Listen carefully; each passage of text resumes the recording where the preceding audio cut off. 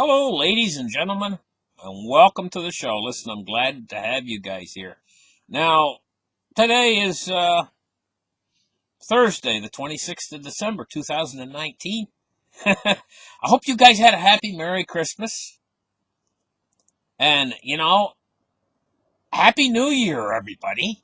We're heading toward New Year's, and this new year is going to be like opening up a gift of a present at Christmas time. You don't know what's in the box.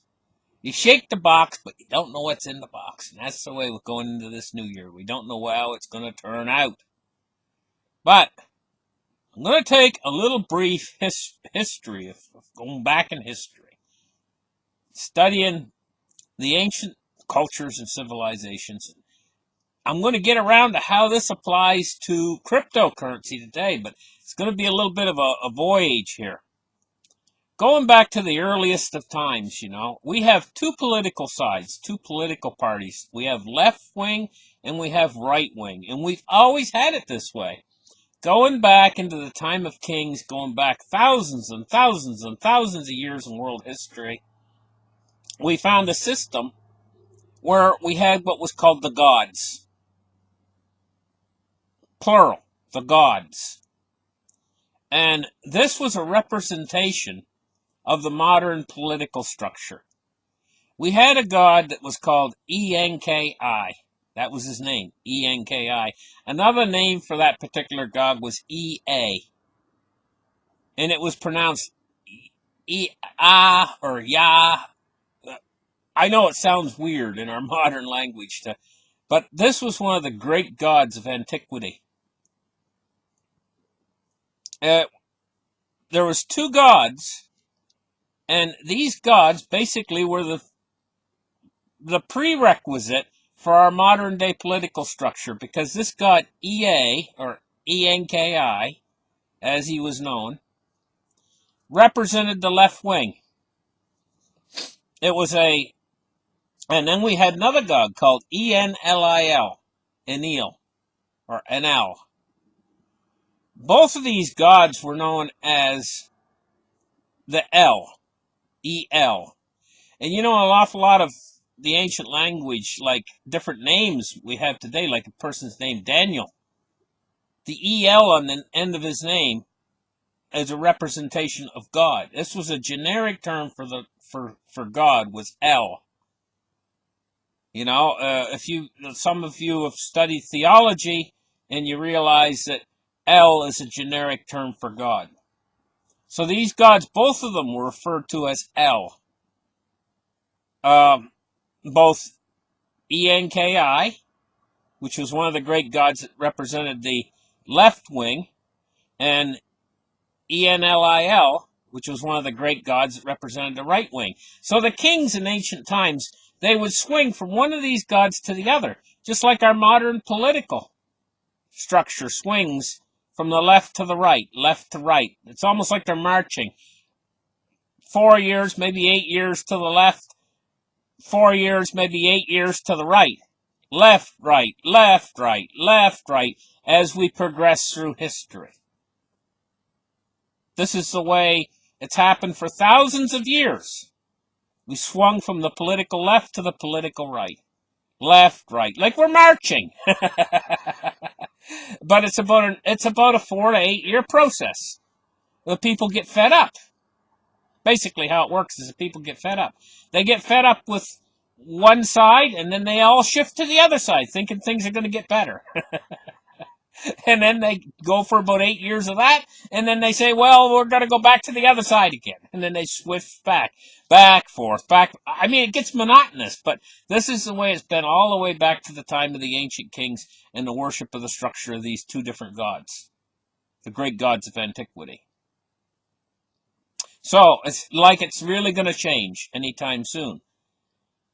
From the age of kings through to the age of governments. And now we're in the age of governments. Well, the age of kings ended. And we moved into the age of governments. Now we're coming to the close or the end of the age of governments. Quite seriously. And this next crisis that we're going to have is going to be a crisis within government itself. Government is going to effectively be harder and harder for government to maintain control because of the fiat monetary system and the corruption within the fiat monetary system itself, which is very widespread. I mean, what I just said is a complete understatement of how this is bred a scenario where the middle class is slowly disintegrating, and not so slowly, actually, it's fairly quickly, and you've got an upper class and you've got a poor. And the poor is increasing in numbers exponentially, while the 1% of the population is becoming more and more enriched. And this is creating a discrepancy within the system. Plus, the system's teetering anyway, on the verge of collapse.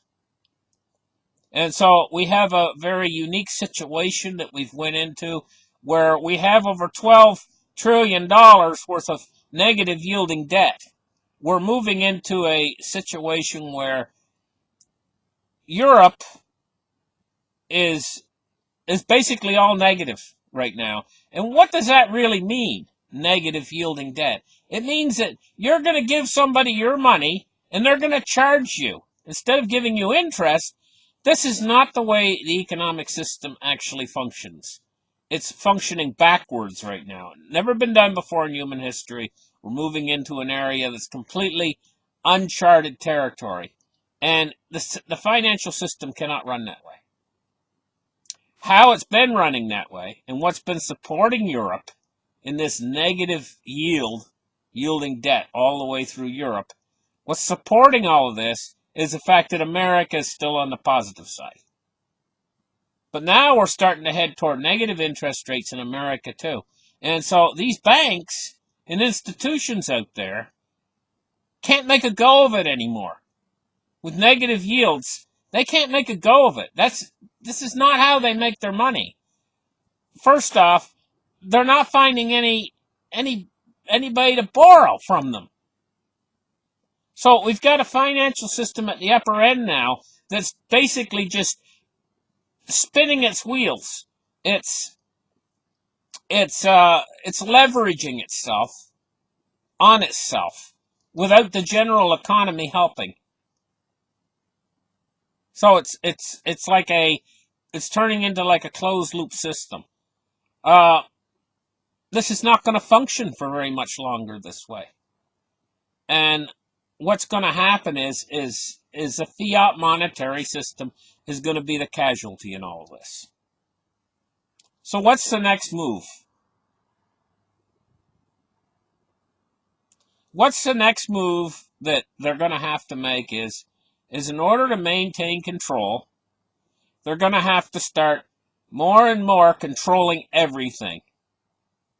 So the everything bubble that we have now is going to move in toward everything control. So they're also, in order to support the fiat monetary system that's going to be the casualty of all of this, they're going to have to support that fiat monetary system at all costs. They can't let it go down.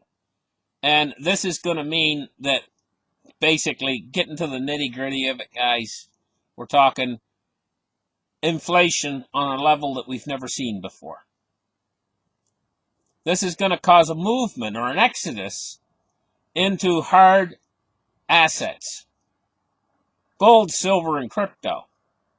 So, because it's going to cause this movement into gold, silver, and crypto, we have to analyze all three. Gold, silver, and crypto. We have to analyze their functionality within this modern world. As a store of value, gold and silver exist in the real world, not in the cyber world. Whereas cryptocurrency exists in the cyber world and not in the real world. This is a stark difference between the two asset classes.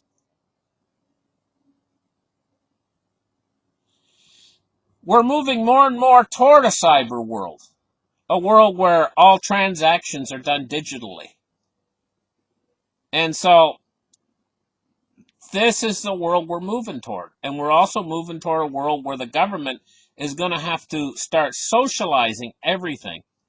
Everything's turning zombie. Basically, when you say a bank turns zombie, it means the government has taken over that bank, and the government now supports that bank. Okay, corporations, the same thing can happen. Basically, they become non-profitable. Their only profit comes from the central bank, which supports them. And so the central bank starts to actually take over everything and support everything and runs the entire economy. And so this is the way that the governments can move, but it's at an expense of the fiat monetary system itself. And so this is a direction we're moving toward at this point in time. And it's a direction that's going to cause cryptocurrencies to flourish in this environment. So even though we've seen the price suffer with cryptocurrencies in the very recent history, I see a move coming in the future, in this next year, where cryptocurrency is going to flourish. And I would say that we're starting at a low position for Bitcoin right now, starting the new year.